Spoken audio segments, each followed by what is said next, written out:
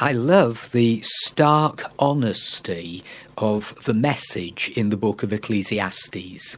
In effect, Solomon says, we're all going to die, so why am I working like a dog? At least that's the way I see it. The book of Ecclesiastes is 12 chapters, 222 verses, and in chapter 12, verse 11, we read this: "The wise man's words are like goads that spur to action. They nail down important truths." The words of the wise man are calculated to prod us into action, like sharpened spikes that urge us on just when we've settled down. In Proverbs, we see the wisdom of Solomon. In Ecclesiastes, we tend to see his foolishness. You see, at Gibeon, when he had the dream, he had asked the Lord for a discerning heart to govern your people and to distinguish between right and wrong. But Solomon is not the only one who begins well and then messes up along the way. You remember Noah, a preacher of righteousness. He built the ark, but after it had landed on Mount Ararat, we read that he planted a vineyard and then got drunk. We read of Gideon, who fought against the Midianites and was a great hero, and then an ephod of gold earrings was set up in his town, and he allowed it, and all Israel worshipped it. Or Elijah, when after Mount Carmel he indulged in the death wish, running scared away from that woman, Jezebel.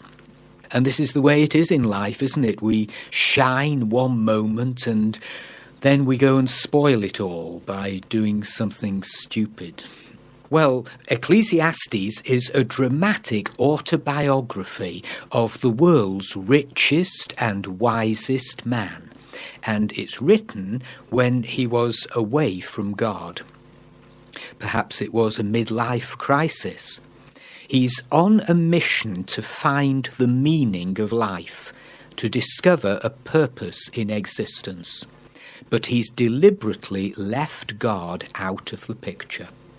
Most of the book, we have opinions and views that are just horizontal. His perspective is under the sun. 29 times we read that, and it's a phrase not used elsewhere in the Bible. His conclusion: life seems drab and depressing and hopelessly boring. What's the point? It's futile, empty, vanity. 37 times that word occurs. The wonderful thing about Ecclesiastes is this book sets the record straight. All around us are people who are buying into this empty, horizontal, who needs God perspective. Their postmodern world is strictly visible. Their whole frame of reference is humanistic. We see it lived out in soap operas every afternoon and on prime time every night. King of Jerusalem, David's son, Solomon, he is the teacher. And in chapter 1, verse 13, he writes, "I devoted myself to study and to explore by wisdom all that is done under heaven." To explore is to examine all sides. He had wealth, youth, and strength on his side at the commencement of his reign. And his initial findings, well, in chapter 1, verse 9, what has been will be again. What has been done will be done again. There is nothing new under the sun. Generations come and generations go. The sun rises and the sun sets. The wind blows, round and round it goes. All streams flow into the sea, yet the sea is never full. People live and die and they're forgotten. Out of sight, out of mind. And his verdict in chapter 1, verse 14, Moffat's translation, I have seen all that goes on in this world. It is a vain, futile business. The Message paraphrase puts it this way, everything's boring, utterly boring. No one can find any meaning in it. Life's a corkscrew that can't be straightened, a minus that won't add up. No matter how much we see, we are never satisfied. No matter how much we hear, we are not content. And chapter 1, verse 8, all things are wearisome, more than one can say. The eye never has enough of seeing, nor the ear its fill of hearing. The experiment is completely thorough. He seeks lasting satisfaction in every area of life. He studied the laws of nature. We're told in 1 Kings chapter 4, he described plant life from the cedar of Lebanon to the hyssop that grows out of walls. He also taught about animals and birds, reptiles and fish. He studied wisdom and philosophy. Chapter 1, verse 17, I applied myself to the understanding of wisdom. With his powerful intellect, he researches the issue relentlessly. Like a typical philosopher, the great problem is clearly stated, but it's not solved. The diagnosis of the human condition is completely accurate, but where's the remedy? All systems of philosophy ultimately lead up a blind alley, because Christ is the answer. Solomon aims to find fulfillment by leaving God out. These are the views of a man out of step with God. In chapter 2, the pronoun I occurs 36 times. He's full of himself. He decided to try the road to drink, cheering himself up with wine, binge drinking. To be a pleasure seeker, he tried to find fulfillment inaugurating a great public works program. He gave in to every impulse. What's left to do after you've been king? Fame and fortune were his. And it was not just the Queen of Sheba, but other people who came seeking his advice. 1 Kings 4 says, men of all nations came to listen to Solomon's wisdom, sent by all the kings of the world who had heard of his wisdom. Chapter 2, verse 10 and 11. And this is what we read. I denied myself nothing my eyes desired. I refused my heart no pleasure.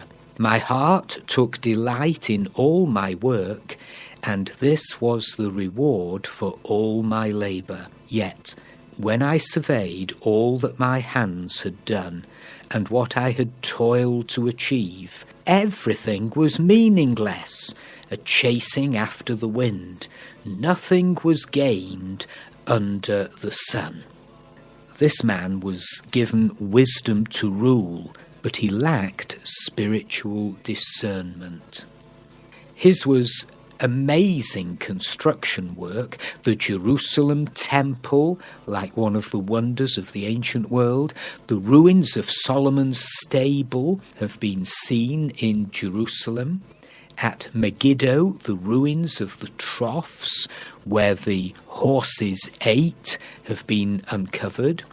It's now known that snow was brought down from Mount Hermon so the king could have cold drinks in the summertime. This didn't bring him satisfaction. Chapter 2, verse 17, so I hated life, because the work that is done under the sun was grievous to me. All of it is meaningless, a chasing after the wind. The smart and the stupid die. It's a win-win situation for the grave. Chapter 2, verse 18. I hated all the things I had toiled for under the sun, because I must leave them to the one who comes after me, and who knows whether he will be a wise man or a fool. This really wound him up. It's a bit like that Eartha Kitt song, if I can't take it with me when I go, I'm not going to go. He wonders, is fatalism the answer? Que sera, sera. You can't change it. That's the way it is. There's nothing you can do about it. Fatalism says God doesn't hear and doesn't answer prayer. It's a bleak philosophy. Who wants to just exist? But chapter 2, verse 20, he writes, So my heart began to despair over all my toilsome labour under the sun. Something else he reckons, life is unfair. Chapter 3, verse 16, And I saw something else under the sun. In the place of judgment, wickedness was there. In the place of justice, wickedness was there. You can sense the frustration of the man. Life's an enigma. I can't work it out. It's as if God's left us in the dark, so we can never know what he's up to, whether he's coming or going. There are no final answers under the sun. It's not completely satisfying. We have to learn to live with mystery. Occasionally, Solomon writes in his journal a brilliant insight.